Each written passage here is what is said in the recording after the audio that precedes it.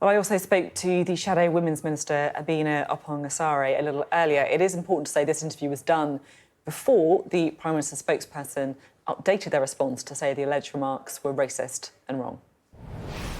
Thank you so much for being on the programme this evening. What's your reaction to the reported comments that were made by Frank Hester?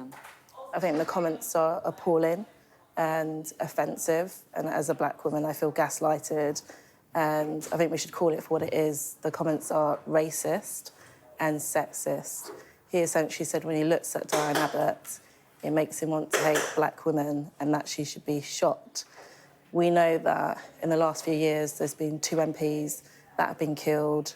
There's a lot of abuse happening to MPs, and quite frankly these comments are unacceptable, and I would really urge the Prime Minister to kind of call them out.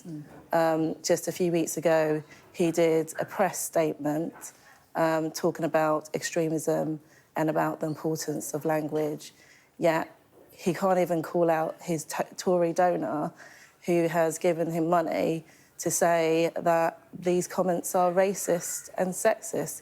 You can't pick and choose what to call out.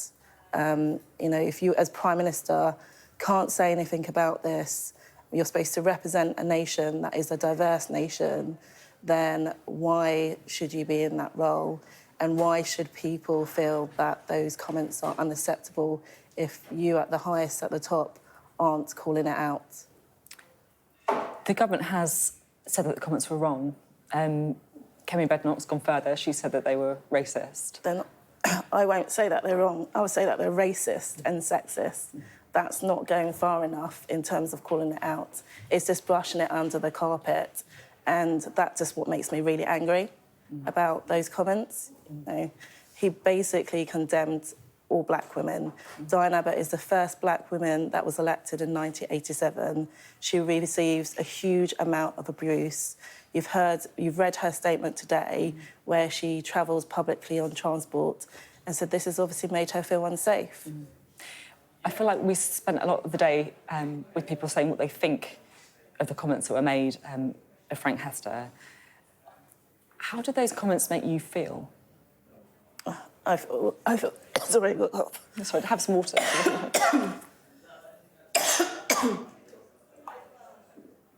As a black woman, I feel gaslighted. I think these comments are appalling, and I think they need to be called out. And by the Prime Minister not calling it out. How does it make you feel? You say you feel gaslighted. What do you mean when you say gaslighted? It just makes it feel like it can be brushed under the carpet in terms of these comments are rude.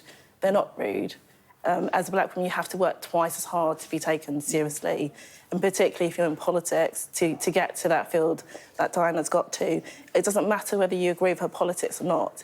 I do feel that she should be respected in the job that she does, and she hasn't been respected. We're talking about quite a lot of money here.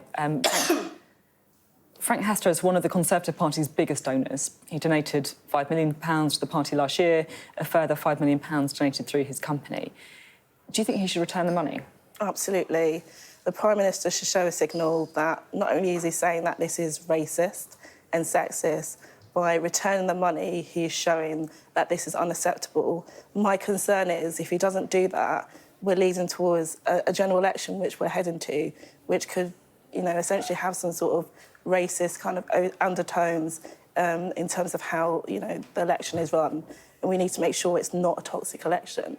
Do you think it might be a toxic election? I am concerned because you've seen what's happened with the comments that Lee Anderson made recently towards Sadiq Khan.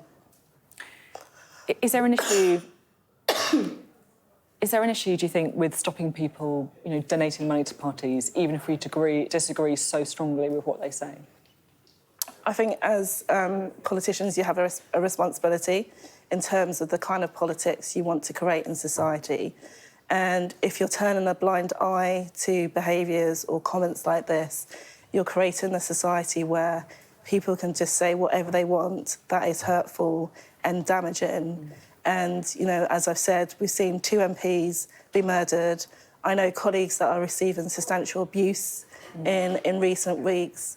And, you know, we should be able to do our jobs without fear of abuse. So if that's not really kind of looked into, it just creates a cycle where people can say hurtful things to each other. and before you know it, and I really hope this doesn't happen, we can see some serious incidences happening within the country. Thanks for coming on to talk about this. I know it was quite a personal decision for you to want to come on and address the issue, because it's something that you obviously feel really strongly about, and I think it's really important. So I really appreciate getting your thoughts. I don't always talk about my race and stuff like that, but I just felt in light of these comments, it's really important to kind of call it out and speak about it. I just have one other question to ask you. As a former Shadow Treasury Minister, I interviewed Keir Starmer yesterday, and talking about the really savage cuts to public spending that are currently scheduled for next year onwards. And I was kind of trying to work out where Labour was on this. Would you impose an austerity? Would you raise taxes? Would you raise borrowing? What's your understanding on that? He seems to be saying growth, but I mean, growth can't just happen on day one, can it? What we do know is that we need to secure public services and we do need to grow the economy. We know for the last 14 years, things have got really difficult for people, particularly when you see people waiting longer for NHS waiting lists. We are looking carefully at what was announced in terms of the budget last week. And obviously, as you know, one of our policies in terms of non-DOMs was something that the Chancellor has announced. And so we are looking to see what other things could be offered as alternatives. But one thing that we are really passionate about is just making sure that the economy grows and the public sector is secure. So you're basically looking at other tax-raising measures, basically, to fill the non-DOM gap, is that Well, fair to say? I think I can't really say that at this stage because we don't know if when we get into government what we're going to inherit. Yeah, you do. The OBR publishes loads of forecasts. I can tell you what it is. IFS has done We also don't know what's being hidden by the government. We also don't know when the election is called. But all we can do is I'll give you the red book. It's all in there. Provide a proper plan, which is what we've done so far. And as you've seen, the Tories have taken a number of our ideas because they're so good, such as the windfall tax and non-DOMs. OK, thank you very much indeed. Great to have you on the programme. Thank you.